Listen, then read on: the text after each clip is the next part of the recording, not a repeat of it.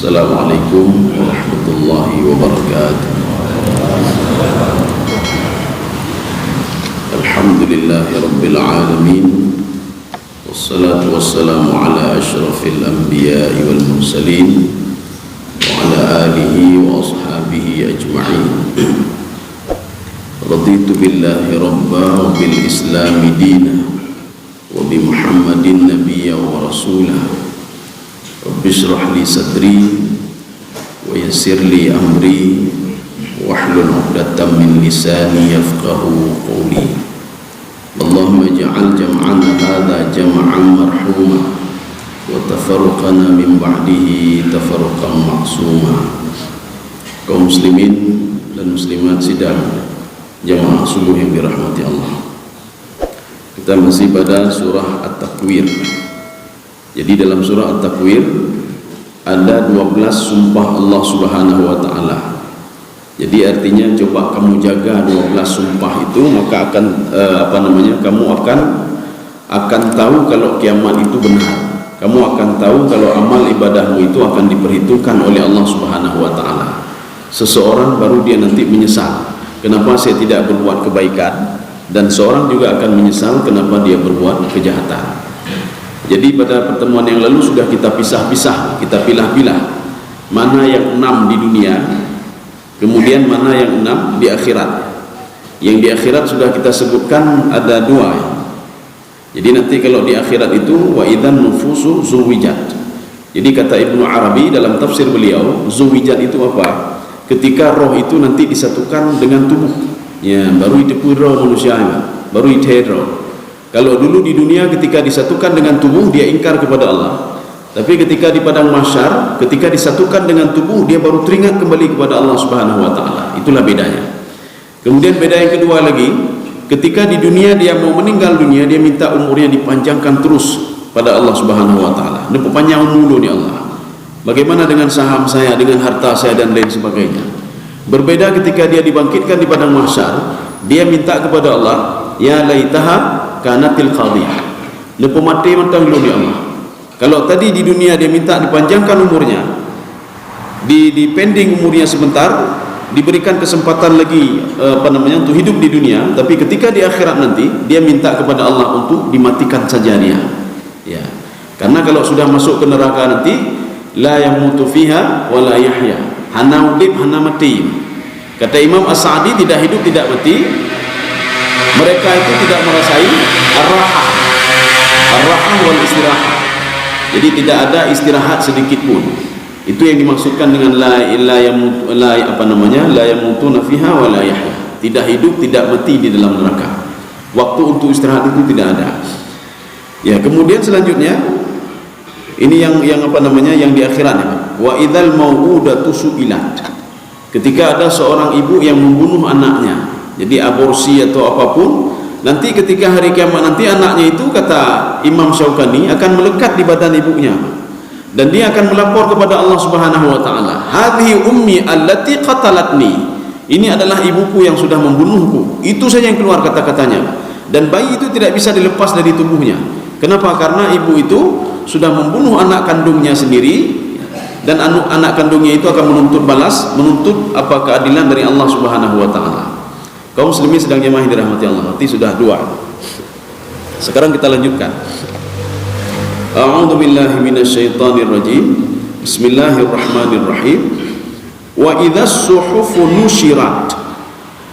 Ya, jadi tatkala suhuf-suhuf itu nusyirat. Saya minta dibacakannya. Siapa? Pak Endang ya, Pak? Nah, coba baca.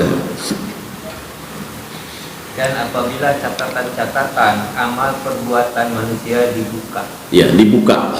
Maka di dalam tafsir Sawi, ketika seorang meninggal, amal itu ditutup. Ketika seorang dibangkitkan, amalnya dibuka kembali. Inilah yang Allah katakan kebalikannya. Jadi kebalikannya, bumi itu tatkala kiamat saya buka sebagaimana dulu saya tutup. Yang kebalikannya, Pak. Kama bada'na awwala khalqin nu'iduhu. Dulu bumi itu bagaimana saya ciptakan, tidak ada apa-apanya. Ketika kiamat saya buat seperti itu juga, kata Allah Subhanahu wa taala. Ya, jadi kebalikannya, amal ibadah manusia ketika dia hidup futihat, Tapi ketika dia meninggal dunia, ughliqat, dia tutup kembali oleh Allah Subhanahu wa taala. Ini namanya sijil lil kutub. Jadi sijil lil kutub semua dibuka dan dihamparkan. Bahkan di dalam tafsir Jalalain apa kata beliau? Wa idza suhufu bushitat. Apabila catatan-catatan itu busitat itu dihamparkan di depan orang itu. Ini amal ibadahmu, ini kejahatanmu, ini kebaikanmu, semua dinampakkan oleh Allah. Maka pada suatu hari Rasulullah sallallahu alaihi wasallam tersenyum. Mungkin riwayat ini sudah pernah kita utarakan di sini. Ketika itu ditanya oleh sahabat, "Ya Rasulullah, kenapa engkau tersenyum ya Rasulullah?" Dijawab oleh Rasulullah SAW, "Nanti di padang mahsyar nanti ada seorang pemuda berani berdebat dengan Allah Subhanahu wa taala." Berdebat bagaimana ya Rasulullah? Ketika dia itu di padang mahsyar, maka catatan amalnya dihamparkan di depan dia. Apakah itu kejahatan ataupun kebaikan? Ketika itu dia tidak mau terima catatan itu. Apa kata dia? Ini hak. Ya, hak. Berani dia bilang hak di depan Allah. Nya hak yang mana betul ya? Ya, catatan ini tidak benar ini. Ya. Kemudian Allah bertanya lagi, kalau engkau tidak percaya kepada catatan itu yang sudah dicatat secara digital, bagaimana dengan dua malaikat yang terus berada di sampingmu? Dua malaikat itu sehari ada empat malaikat. Dua malaikat ketika datang waktu subuh barusan ini. Nanti dua malaikat lagi gantian lagi ketika waktu asar. Artinya satu hari itu ada 4 malaikat. Apakah 4 malaikat ini salah? Ya, bagaimana dengan catatan 4 malaikat ini? Apa kata pemuda tadi, Pak? Imdawalang Allah ni, Pak.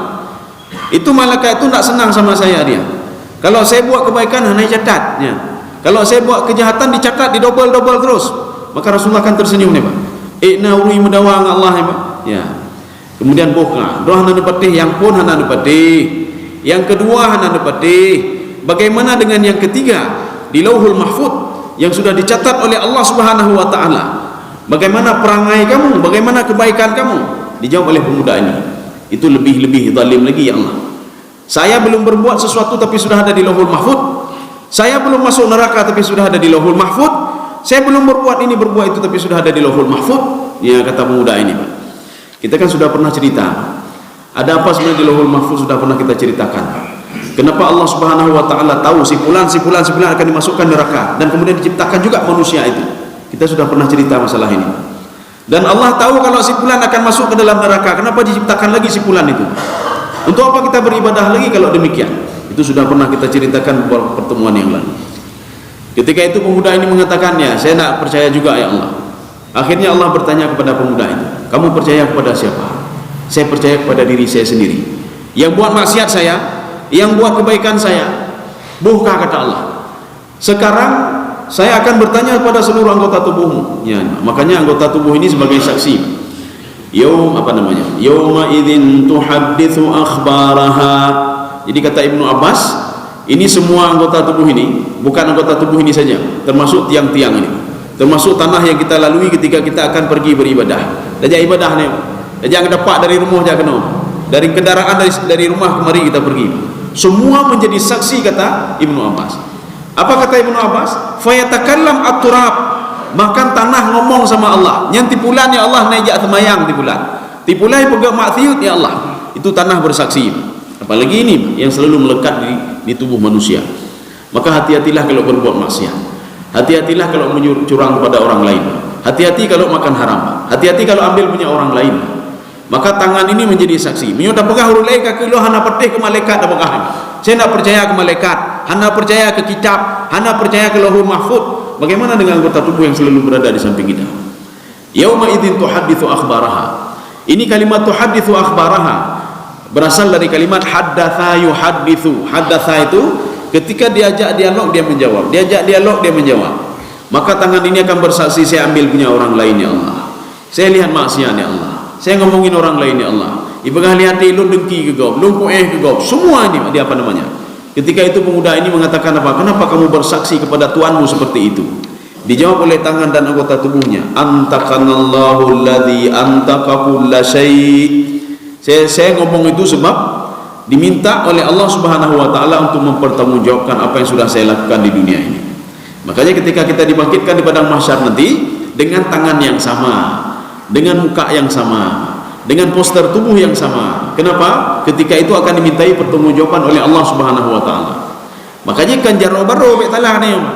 Kita jangan terbayang nanti ketika dibangkitkan di padang mahsyar, tulang-tulang tulang baru, daging baru dan lain sebagainya. Tidak. Semua masih punya lama. Mana buktinya? Ketika ditanya sama tangan, maka tangan menjawab, dulu saya buat maksiat. Kalau seandainya tangan itu tangan baru, jaro akan kepegah bina. Baik nadanya yang balu ni Allah, nadanya yang jaro jamun, ya mak. Nya jino lu no, awak baru no, urung baru, ya mak. Bak periode awal nadanya, ya orde lama nadanya. Kamu orde baru, ya mak.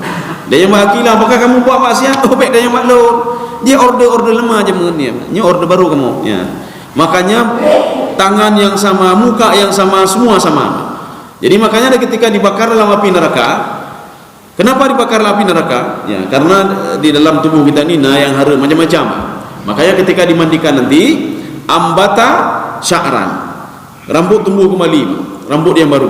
Kemudian tumbuh lagi daging yang baru, fanabata lahmuhu wa nabata sya'ruhu. Maka daging baru, semua baru. Maka ketika itu baru masuk ke dalam surga. Kaum muslimin sedang jemaah yang dirahmati Allah. Ini yang dimaksudkan dengan wa idzas suhufu nusyirat. Maka bacaannya boleh dua. Wa idzas suhufu nuthirat, satu. Yang kedua, wa idzas suhufu nuthirat.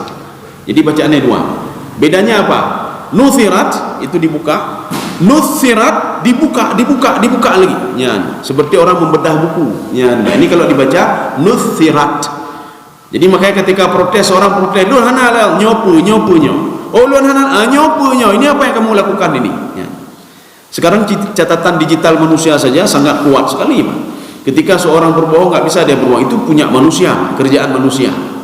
Bahkan sekarang ada penilai detektor ya, walaupun itu kurang berhasil juga, ya, walaupun cuma 50 atau 70%. Tetapi ini punyanya Allah Subhanahu Wa Taala, Pak. Saksinya banyak sekali, Pak. Kalau kita tidak percaya dua malaikat, percaya dua malaikat catatan, dan ada malaikat hafadzah lagi. Malaikat hafadzah itu ada 8 malaikat penjaga manusia kalau versi tafsir Ibnu Abbas. Wah, ada petih sih.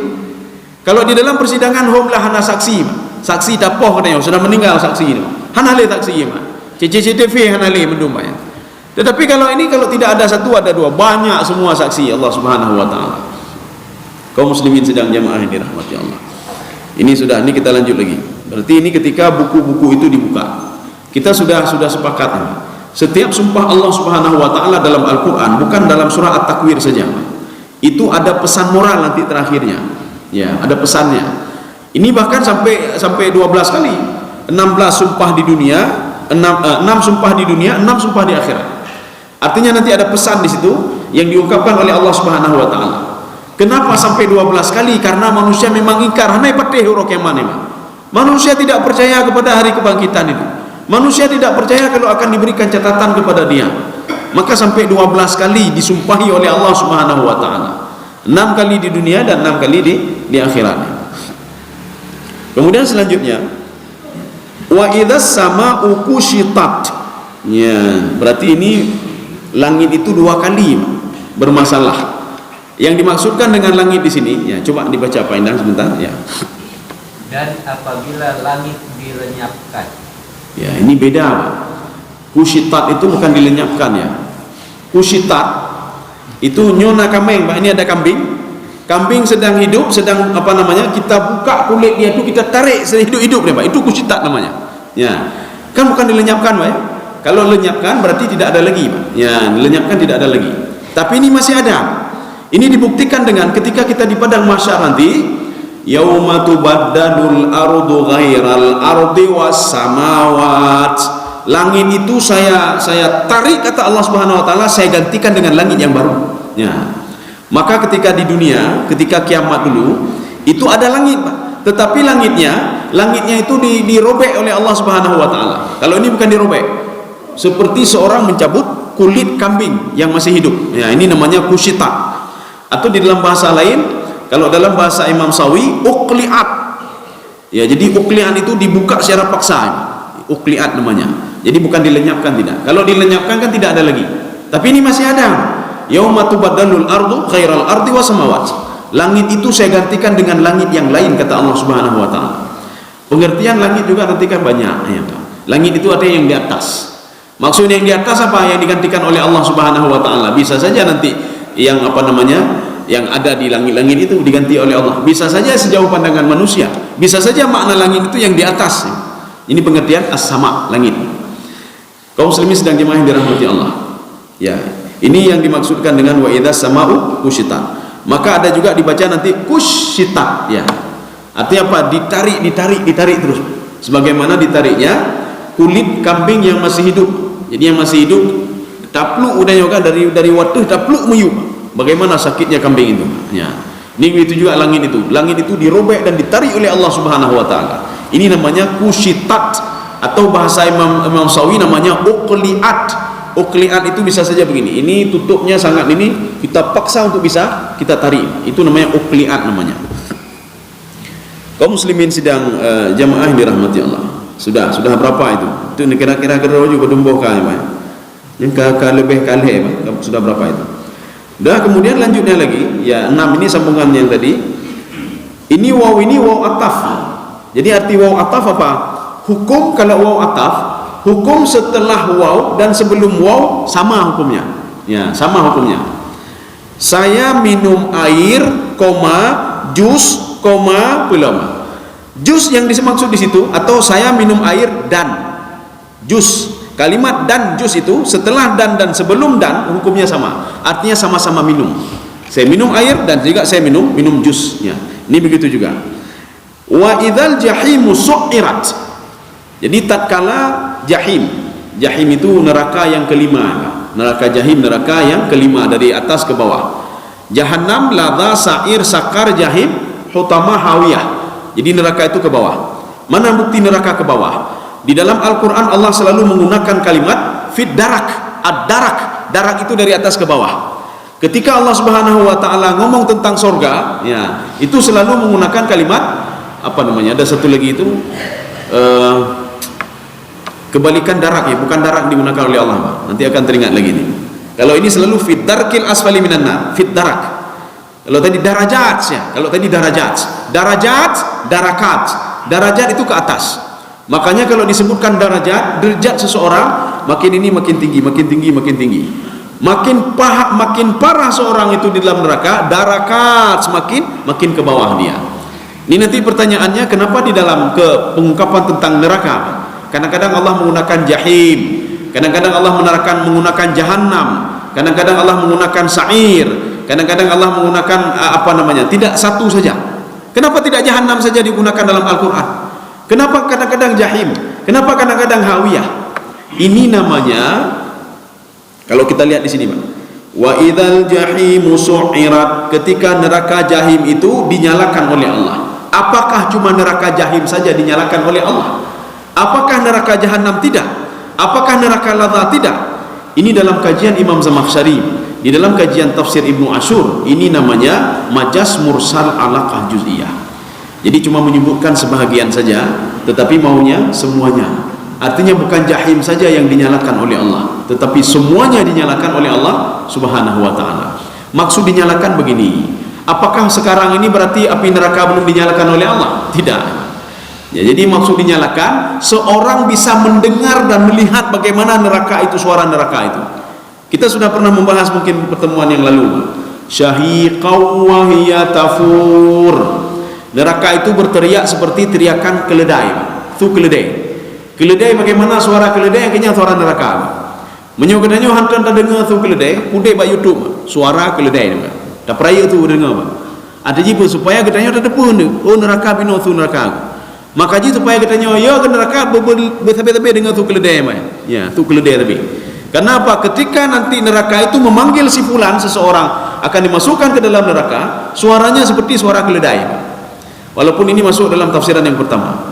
Tafsiran yang kedua, yang dimaksudkan dengan syahiqaw wa hiya tafur, itu bukan suara neraka, tidak, tapi suara orang yang akan dimasukkan ke neraka, suaranya seperti suara keledai.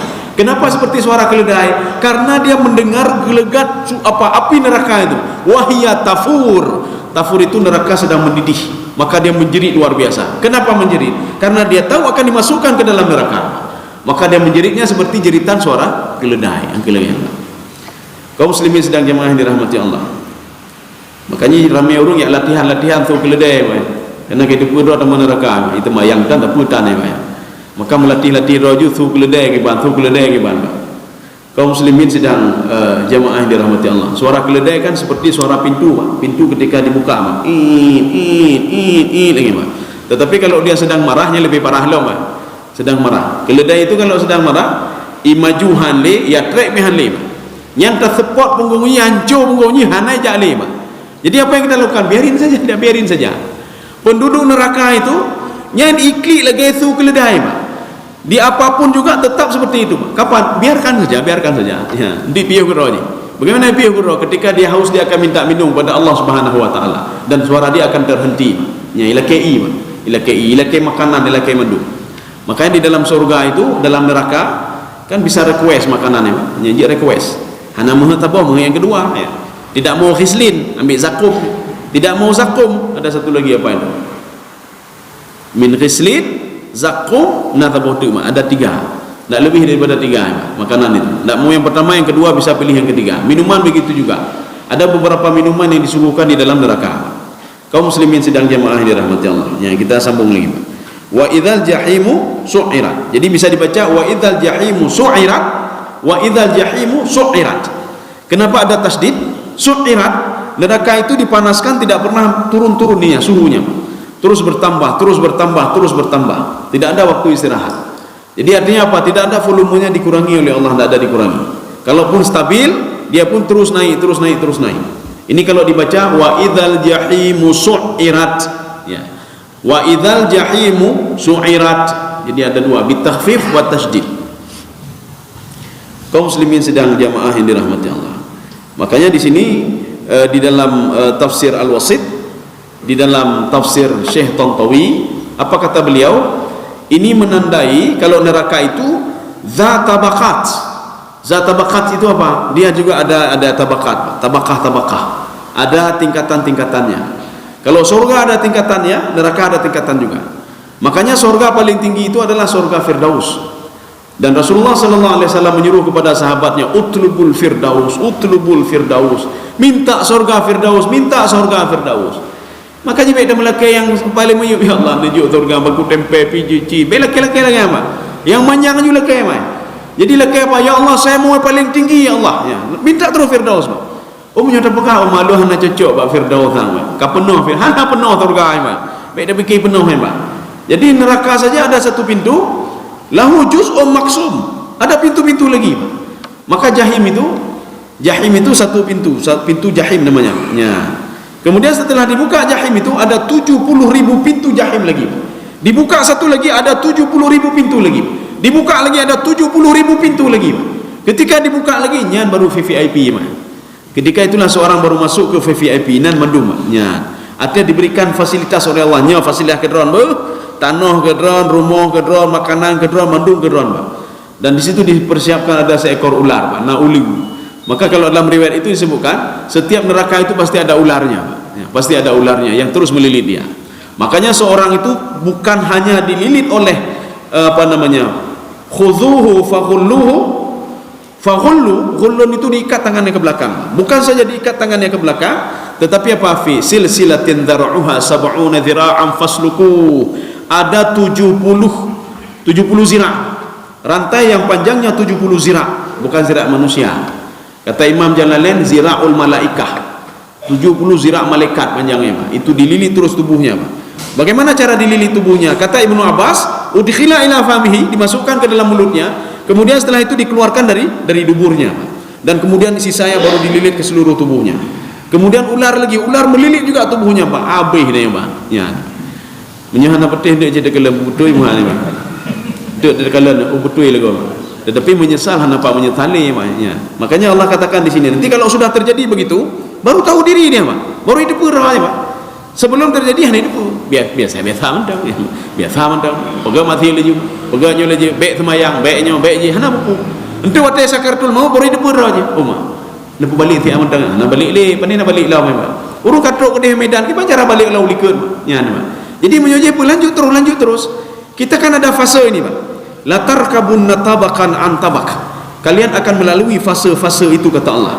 Fase alam roh, semua akan melalui fase alam roh, dan semua akan melalui fase kandungan. Walaupun nanti cuma sebentar saja Pak. Nah, roh bacut mentang ni Pak. Kemudian setelah itu dia meninggal. Ada dalam hitungan detik, Mak kau dek belum, akan meninggal Mak. Kemudian dia melalui fase dunia, ya, fase dunia. Walaupun cuma sebentar saja, ban lahir dunia akan meninggal. Dan semua orang akan melalui fase alam barzakh. Siapapun dia akan melalui fase alam barzakh. Walaupun nanti tidak sempat di kandungan hendak tempat atau di dunia hendak tempat karena sudah duluan meninggal di dalam kandungan. Fase alam barzakh pasti dilalui oleh seseorang. Fase kiamat itu ketika dibangkitkan di padang mahsyar akan dilalui oleh dia. Inilah Allah katakan latarkabunna tabakan an tabak. Latarkabunna itu berasal dari kalimat rakibayar kamu. Arti rakibayar kamu akan duduk di situ. Kamu akan menikmati itu.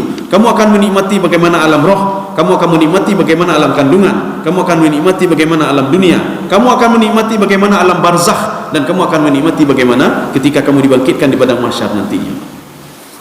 Kaum muslimin sedang jemaah yang dirahmati Allah. Ya.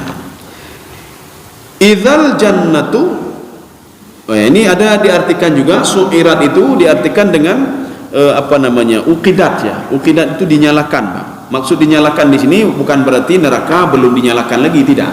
Mana bukti kalau neraka itu sekarang sudah ada? Ya, nah yang maklum ini apa? Neraka apa kan? Ya, Pak. Apakah setelah manusia buat jahat kemudian dibuat neraka? Setelah manusia dibuat jahat kemudian dilihat oleh Allah, padun drona 20. Oh, terciptakan neraka baca undanglah, ya, Pak. Apakah seperti itu? Tidak. Neraka sudah ada. Ini dibuktikan dengan man kana yuridul ajilata ajjalna lahu fiha ma nasha'u liman nurid thumma ja'alna lahu jahannam. Jadi orang-orang yang kepingin korupsi, kepingin ini, saya permudah hidupnya kata Allah. Korupsi, bahagia, lu permudah. Dia ingin ini, saya permudah kata Allah. Tetapi kata Allah Subhanahu wa taala, saya persiapkan bagi dia itu neraka jahanam. Dipersiapkan. Arti dipersiapkan maka sudah ada. Ini satu. Yang kedua, uiddat. Kalimat uiddat adalah sebuah kalimat pasif. Ya, bukan kalimat aktif. Arti pasif apa? Sudah ada neraka itu, sudah ada, sudah diciptakan oleh Allah Subhanahu wa taala. Dua. Yang ketiga, ketika Allah Subhanahu wa taala lamma khalaqallahu an-nara wal jannah, ketika Allah menciptakan surga dan neraka, Allah memerintahkan kepada malaikat, coba kamu tafakkar itu lihat-lihat saja bagaimana kondisi surga dan neraka. Bukan masuk ke dalam surga, tidak, dan bukan masuk ke dalam neraka, tidak, tetapi melihat-lihat saja. Akhirnya malaikat mengatakan apa? Ya Allah, berbahagialah orang yang masuk ke dalam neraka, ke dalam surga, dan orang tidak akan tahu isi surga sebelum dia masuk dulu dalam surga, dan bahagialah orang-orang yang terus berada dalam surga. Kemudian malaikat mengatakan lagi, celakalah orang tidak tahu bagaimana isi neraka sebelum dia masuk dulu ke dalam neraka, dan celakalah orang-orang yang sudah masuk ke dalam neraka dan tidak keluar lagi dari neraka. Artinya neraka memang sudah ada. Dia beda bikin, dilihat dulu jumlah manusia baru juga neraka. Neraka memang sudah ada. Dan bukan kita saja yang dibakar oleh Allah Subhanahu wa taala yang berbuat zalim, tidak. Bukan saja manusia yang dibakar oleh Allah dalam neraka itu, ya. Jadi bisa nanti di situ minal jinni wal insi. Bahkan iblis pun athaluhu akan didelik oleh Allah Subhanahu wa taala nanti di dalam neraka. Dan disitulah terjadi perdebatan antara athaluhu dan pendatang. Ketika itu athaluhu, ketika seorang masuk ke neraka, dia lihat makan athaluhu, kawainai dalam iblis, Pak. Ketika itu dia berdebat dengan itu, Pak. Gara-gara kamu saya berbuat begini, gara-gara kamu saya masuk neraka. Sebagaimana seorang berdebat dengan orang tuanya, Pak. Seorang berdebat dengan sanak familianya, gara-gara kamu saya masuk neraka, gara-gara kamu.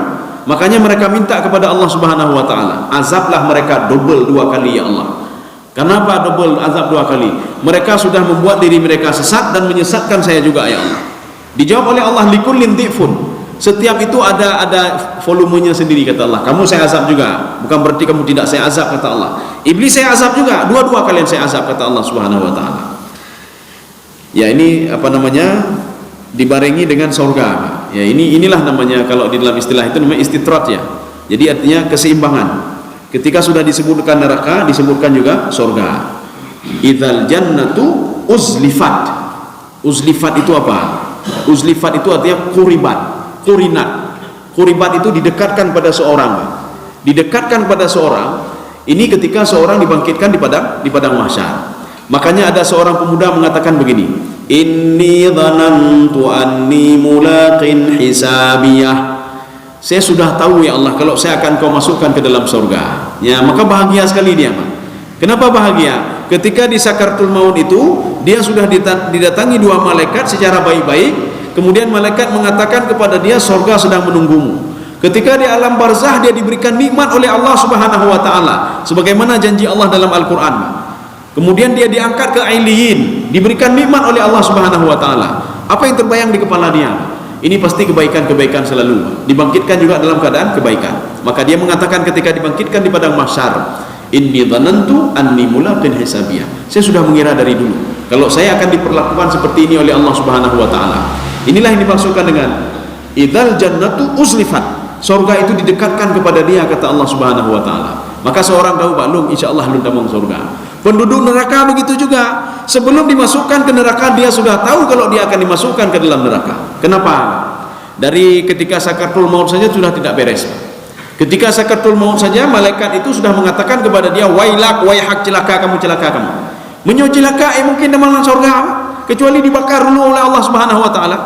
Maka pemuda ini takutnya luar biasa. Satu. Yang kedua, ketika di alam barzah pun dia diperlakukan tidak tidak seperti yang orang beribadah tadi. Dia diletakkan di Ailiyin. Ketika dibangkitkan di padang mahsyar lebih dahsyat lagi. Makanya dia sudah tahu kemana dia akan dibawa oleh Allah Subhanahu wa taala. Maka dia mengatakan apa? Halaka anni sultaniyah. Habis semua daya upaya saya ya Allah. Habis harta lu nabi mendung. Ma aghna anni maliyah. Harta saya tidak bisa menolong saya. Harta yang dimaksud di sini apa? Termasuk anaknya tidak bisa menolong dia. Anak saya tidak bisa menolong saya, harta tidak bisa menolong saya. Ini baru itu pudra aja, Pak. Ya. Ketika dia itu berdiri di padang mahsyar. Demikian pula orang ketika akan dimasukkan ke dalam surga, idzal jannatu uzlifat. Ya, ini sudah habis semua, Pak. Jadi artinya apa? Sumpah itu ada 12. Jadi 6 di dunia, kemudian 6 lagi di akhirat. Inti sumpahnya apa? Intinya sebenarnya baca tentang intinya, Pak. Ya. Walaupun sumpahnya banyak, intinya sedikit. Alimat nafsun ma ahdarat. Jadi seseorang itu baru tahu dia di depan dia apakah kebaikan dia begini, kejahatan begini, baru dia tahu. Jadi alimat nafsun ini adalah jawab syarat dari syarat idza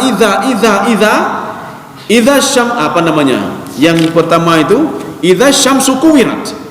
Apabila ini, maka seorang itu akan tahu kejahatan dan kebaikannya. Maka seorang itu akan teringat kepada kejahatan dan kebaikannya dua hal.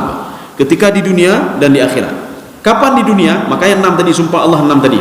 Maka ketika 6 itu terjadi, seorang itu dia akan tahu dirinya. Saya sudah berbuat jahat atau berbuat baik. Ketika di akhirat nanti 6 itu diinikan oleh Allah, dia akan tahu kebaikan dan kejahatannya.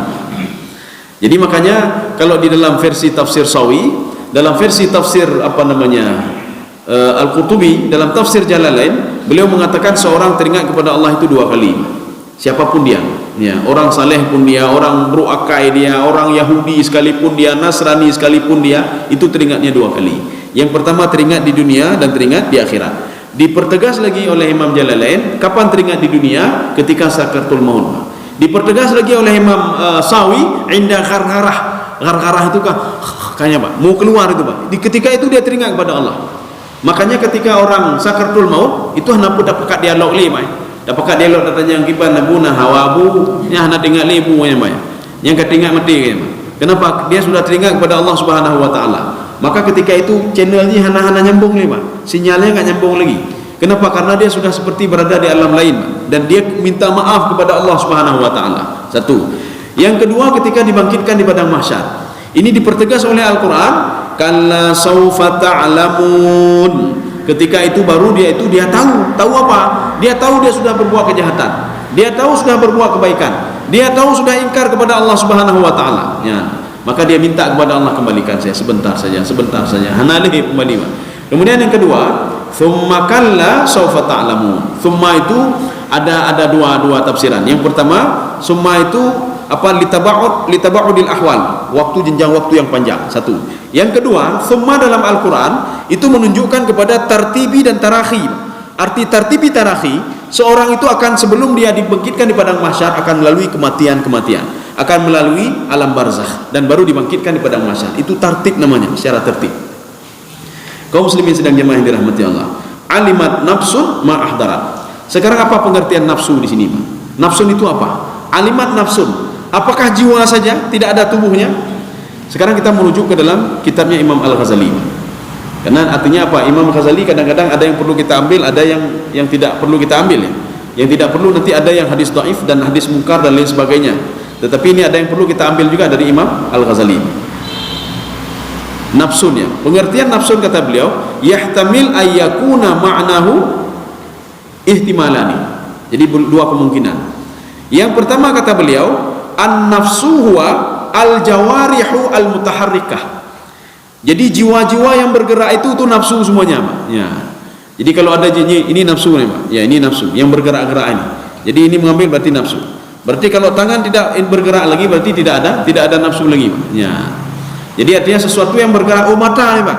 Mata melihat mata, berarti nafsu di sini, Pak. Kalau tidak berfungsi lagi berarti hanya nafsu lagi mata, Pak. Oh, Pak, perut pun hanya makan, berarti nafsu di sini. Ketika tidak berfungsi lagi berarti hanya nafsu lagi di sini, Pak. Ini yang pertama. Artinya apa? Setiap anggota yang bergerak itulah nafsu. Yang kedua kata Imam Ghazali, yang dimaksudkan dengan nafsu itu adalah ar-ruh, roh. Ya. Makna roh apa? Roh itu yang berpisah dengan tubuh. Roh sendiri, tubuh sendiri. Ya. Maka yang dimaksudkan dengan nafsu di sini adalah perpaduan antara roh dan tubuh, walaupun dimasukkan dengan nafsu di sini. Maka masuk ke dalam pengertian yang pertama. Kullu al-jawarih al-mutaharrikah fahuwan nafsu. Setiap yang bergerak-gerak ini berarti nafsu nih, Pak. Kita yang melihatnya berarti nafsu nih, Pak. Mata begitu juga. Lihat maksiat, lihat Al-Qur'an berarti nafsu namanya. Nah, ini. Jadi yang dimasukkan dengan nafsu di sini bukan roh saja, tidak. Yang berdialog dengan Allah nanti bukan roh saja, tidak, tetapi roh dan tubuh. Roh dan tubuh. Maka alimat nafsun, roh dan tubuh baru dia mengakui kalau dia sudah berbuat kebaikan atau berbuat dosa. Karena selama ini ketika di dunia, makanya manusia itu ada beda-bedanya. Bedanya begini, ketika di dunia roh dan tubuh menyatu, manusia sudah mulai ingkar kepada Allah. Ketika di padang mahsyar, ketika menyatu roh dan tubuh, yang kamu mulai teringat ke Allah Subhanahu wa taala. Roh itu dia teringat kepada Allah, tubuh juga teringat kepada Allah Subhanahu wa taala. Padahal ketika di dunia, maka yang membuat kita malas ibadah apa? Yang kenyang tubuhnya, Pak. Kadang-kadang tubuhnya, Pak. Ketika nafsu ini dia minta sesuatu, Pak. Jiwa ini minta untuk salat, minta beribadah, dikatakan oleh tubuh bailun hekan, Pak. Saya nak mau saya. Akhirnya apa? Dia minta ini lagi, saya nak mau saya, kata tubuh, Pak. Kita ingin bangun tengah malam, padahal ingin sekali bangun lun, ingin beribadah kepada Allah. Saya ingin membaca Al-Quran di pegahli tubuh. Di pegahli tubuh, baik, hanjut, Pak. Hanjut. Lun nawate lainnya. Yang nonton bola, nonton je. Akhirnya roh ini sengsara selalu dia, Pak.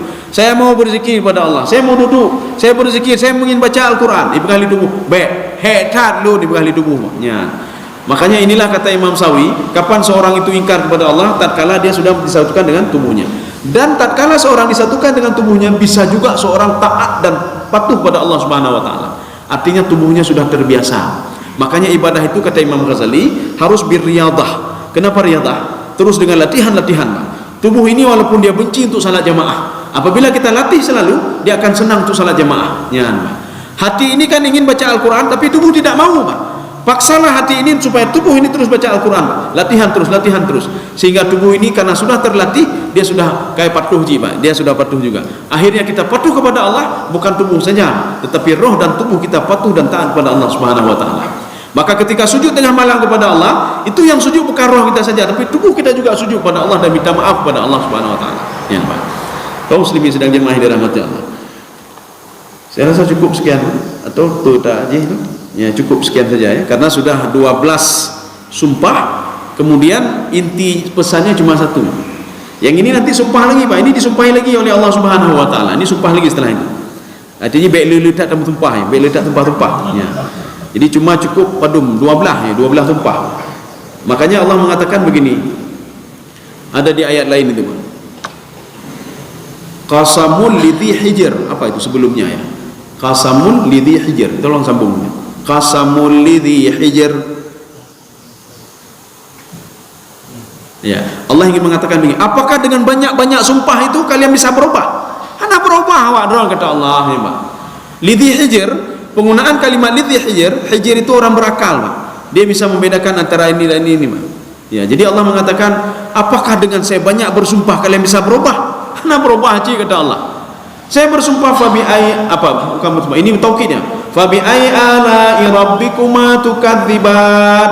Taukid lafzi namanya. Lafadznya diulang-ulang oleh Allah Subhanahu wa taala 30 lebih diulang oleh Allah. Tapi hendak berubah je manusia. Artinya kenapa tidak bersyukur, kenapa tidak teringat kepadaku pemberi nikmat, lunjuknya wal arda wada'aha lil anam, lunjuk bunga kawak dalam pekah nak bersyukur jid, lunjuknya saya berikan isi lautan itu, saya berikan kepada kalian, kata Allah Subhanahu wa taala. Kenapa tidak bersyukur juga? Saya berikan surga, kenapa tidak bersyukur juga? Saya berikan ini wahurun ain, kata Allah. Hana bersyukur je mah, muduri dan apa mah. Maka Allah mengatakan walaupun banyak sekali bersumpah, hana yakin je mah. Tapi ada nanti sebagian 1-2 yang patuh dan taat kepada Allah Subhanahu wa taala. Ya. Mungkin ada pertanyaan? Satu saja kalau boleh. Kalau tidak ada kita cukupkan saja. Ya, jadi kita cukupkan saja di sini. Jadi insyaallah pertemuan selanjutnya menunya keju umum panjang oleh Allah nya tumpah lah ya. Fala uqsimu bil khunnas. Bagusnya begini. Kalau kita punya tafsir-tafsir yang lain, ya tafsirkan le ya Pak. Tafsir le tak tafsir Pak.